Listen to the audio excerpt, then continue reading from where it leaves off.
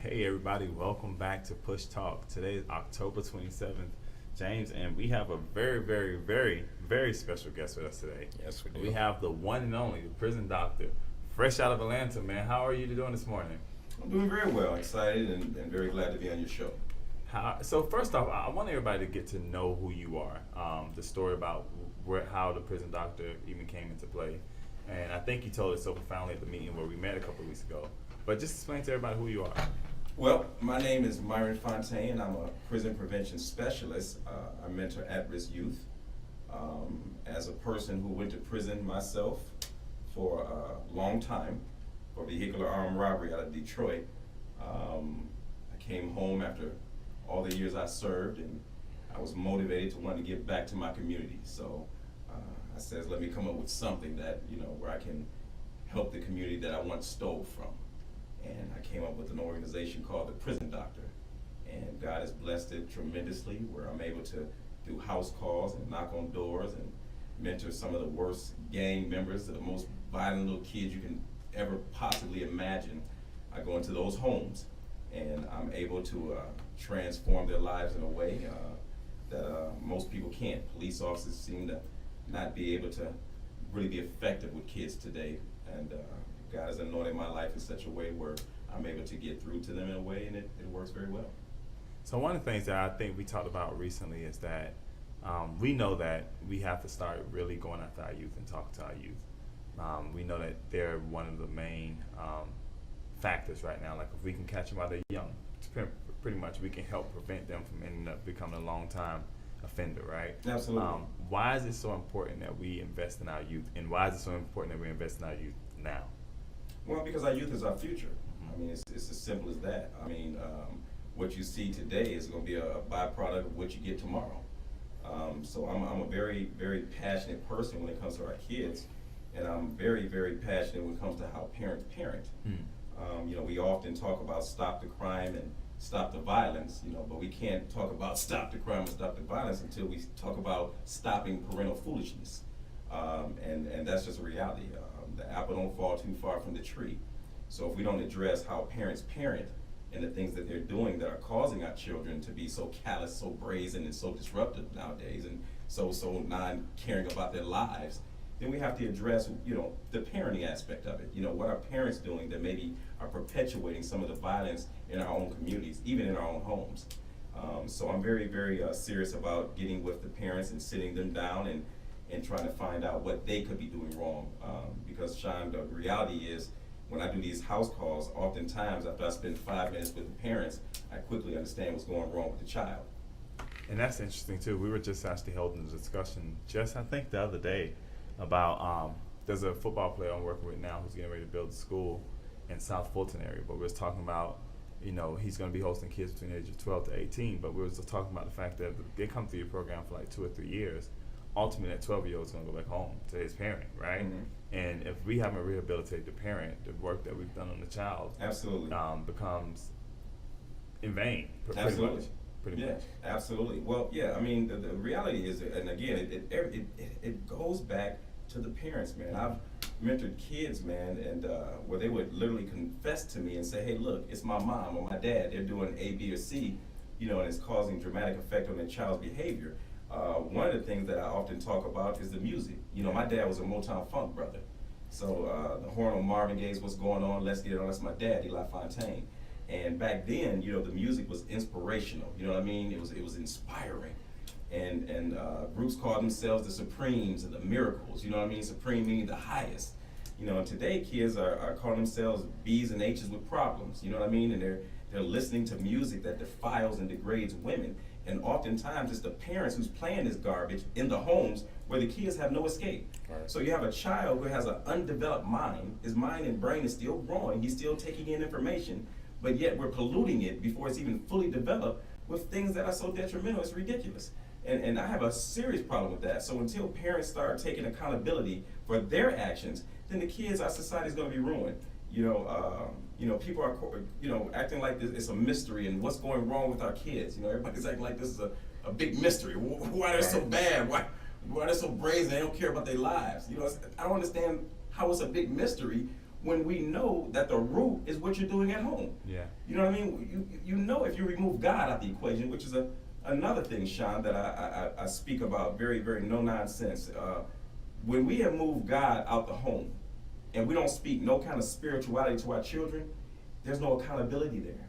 You know what I mean? I definitely The know kids what you are mean. now emboldened. There's nothing that's holding them accountable. You know, so we don't talk about God in the home enough, like we did back in the day. You know, our parents used to talk about God. You know, there's always some form of a spiritual connection, even if we were in our wickedness. You know, grandma and dad and mom, they still spoke about God. We had in the back of our brains that there was something or someone that would hold our little behinds accountable if we did the wrong thing, even in our madness. Today, these kids don't have that sense. You know, it's funny, I was thinking about the other day, like my mom, even though they didn't go with us to church every Sunday, we were on the van every Sunday, whether or not they were with us or not. I mean, we went to Sunday school in the morning, and sometimes they'll come pick us up, and sometimes we'll ride that van back home. And sometimes they'll come to church and we'll still ride the van back home. I'm to the break serious, but I mean, you're right, and it does something different to the child when there's something higher that caused them to be held to a higher account. Sure. And for me, I can speak for myself. I'm an ex-offender as well. Sure. And just for me, it was those moments, like it was remembering those prayers that Grandma got through for me, remembering the books that she made me read, remembering how the Bible studies I went to.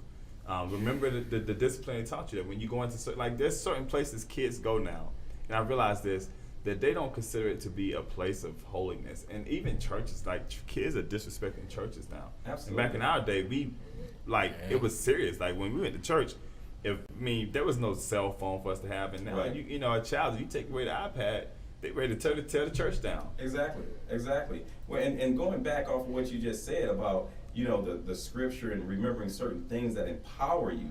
For me, it was always, greater is he that is in you than he that is in the world. Right. That had always stuck with me. Even when I was in prison, that stuck with me. Greater is he that is in you than he that is in the world. So I knew, even from that scripture, that there was something great inside of me. Right. Even if I didn't identify it at that particular time, I knew that there was something lying dormant in me, that if I could just tap into it, that I could bring it out and be great. Right. You know what I mean? I think about scriptures in Deuteronomy where it says, you will be the head and not the tail.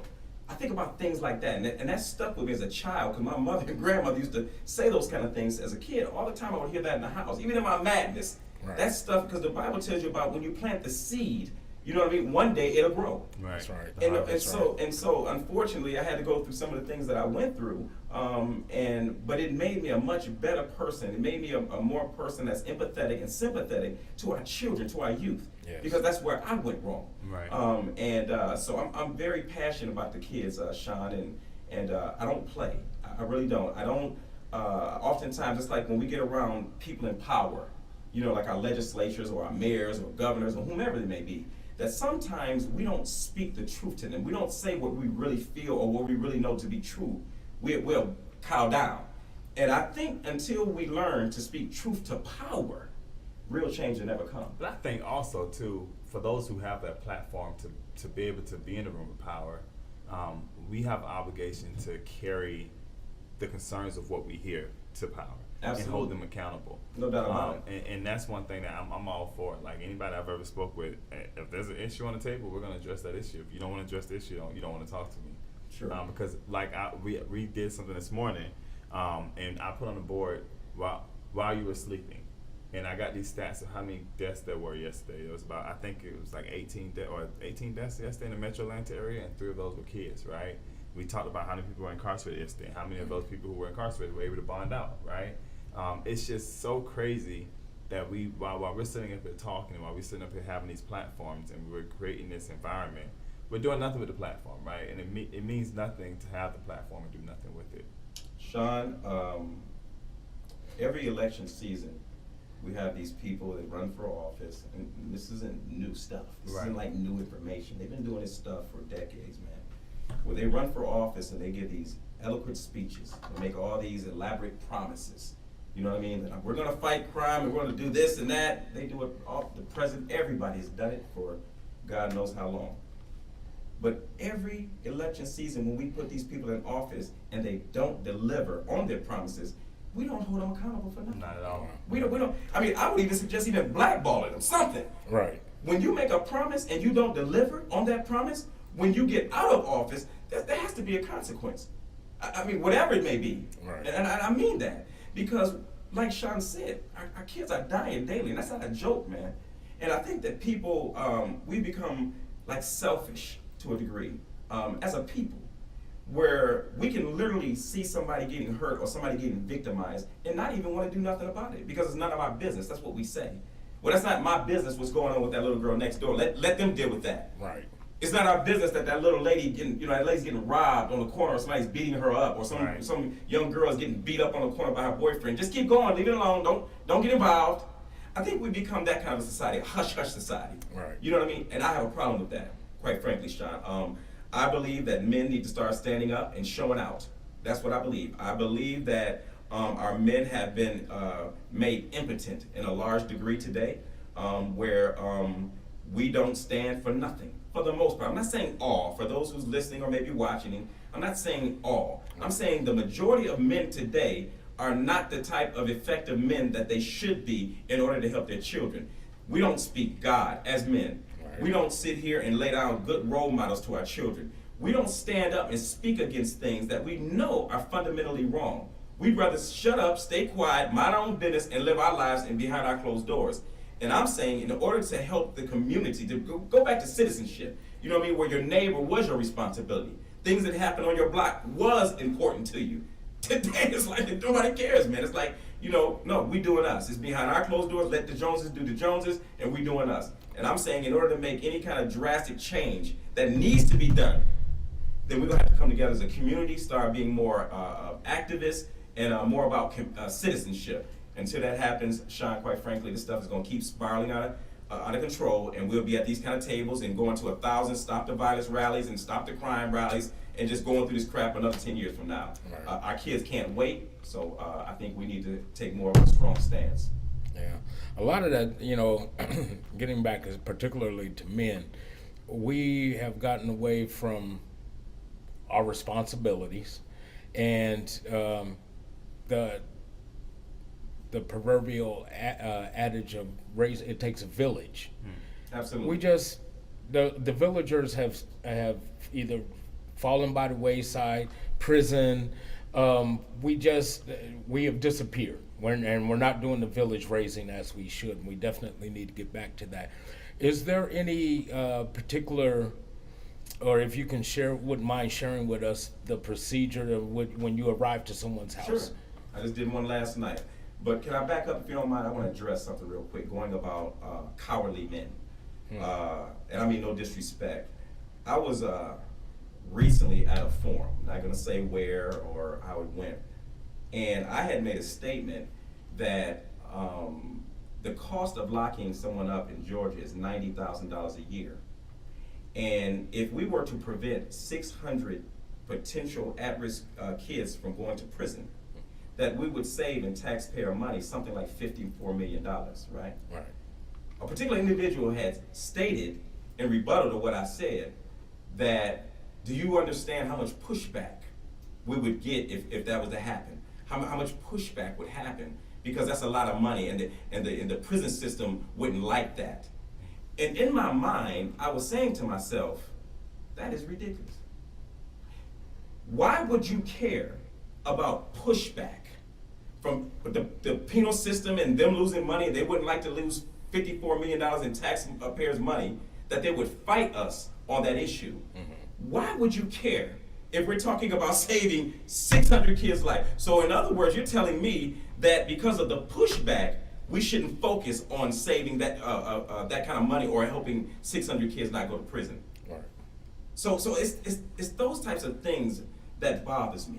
When men make those kind of statements, it's like they put financial endeavors or the fight. They put that stuff in like it's more important than helping and saving our kids today. See, I don't care about the pushback. I don't care about the governor, the mayor, none of these people around here. I don't care what no one says. I care about the kids, man. And until we get on that platform and speak with that kind of passion and mean what we say and actively go out and do things about that, then there's going to be no change. So I just wanted to get that out. But going back to your question, when I go into homes with these at-risk youth, some of them are very violent. Some of them, the parents call me and may say, hey, look, My 13-year-old son slapped me with the phone and called me all kind of profane names. And I'm being very serious. Some of these kids out here doing things that you just wouldn't believe to their parents. I've had a kid slap his mother, a 12-year-old kid slap his mother and called her just nasty, just totally just disrespected her. So sometimes I have to go in there a little strong, if you know what I mean. And in those cases when I do, I have the permission from the parents before I go into the home to kind of do certain things, let me just put it that way, to get his attention. Once I do that and I gather his attention, and in 90% of the cases that I've done is never failed, I start a mentorship program where I start to ask him, you know, what's going on? What's making you do these types of things? You know, what makes you want to call your mother the B word? What makes you want to slap your mother and push her around like she's some kind of, you know, like she's nobody, you know?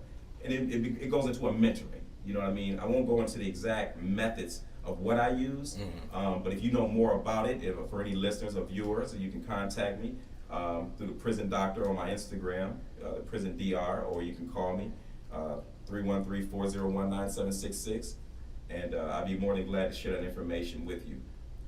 But it's a very effective program that I have, and I have plenty of testimonials where parents have just been amazed, you know, with the fact of the intervention that we had and how their children has transformed their lives. And it's not a one-hitter quitter type deal. Right. I actually go back into the home, you know, a few times just to kind of keep the pressure on a little bit and start mentoring a young man or a girl.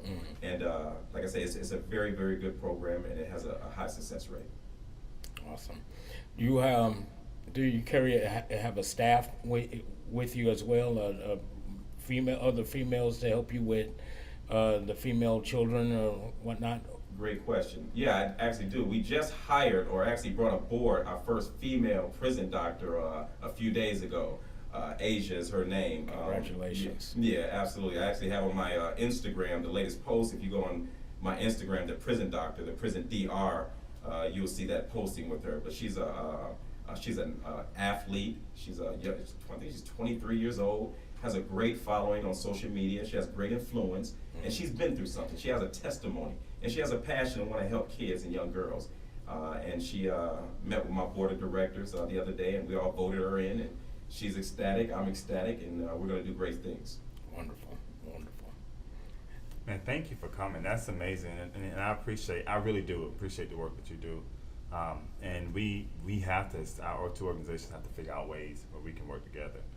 Because, I mean, knowing anything about our organization, we're about to work, we're not about to talk. Absolutely. And that's where we're at. And I think you've probably seen the email that the DA sent out, where I sent her an email and said, we're ready. Yeah. So anything that you guys need, and we appreciate you for coming over, anything that you need, man, definitely reach out. We appreciate you giving us some more information. But again, your Instagram is? The Prison DR. And my website is the prisondr.org. prisondr.org. Right, and for those who's listening, please reach out. My services are free. I don't even charge for this. You know, our prison doctors, we go out into the communities, we knocking on doors. I traveled an hour and a half from where I live to go to Cherokee. That's where I was last night. Cherokee, Canton, I believe, Cherokee, Canton. I drove an hour and a half through Atlanta traffic. Imagine that. I don't need to say no more. And for free. But this kid needed my assistance. The mom needed my assistance, and today he woke up, he took his little behind the school, and he's doing his chores when he gets home, and I'm gonna follow up with him later on the day and make sure he's doing it. I still have kids that call me from Detroit that I mentored 3 years ago that I've helped. They have access to me 24/7. It's a large responsibility that I take, but I love our kids, man, and I'm gonna represent, and that's just the bottom line. All right. Mad respect for what you do. Yes. Thank you guys for tuning in today. Thank you to the Prison Doctor for being here. Thank you for the hard work you guys are doing. And we look forward, like I said, to working with you guys in the future. And if you guys want more information, don't forget to check out his website at theprisondoctordr.org or find him on Instagram at theprisondr. You guys have a blessed day, and until next time, we'll see you again.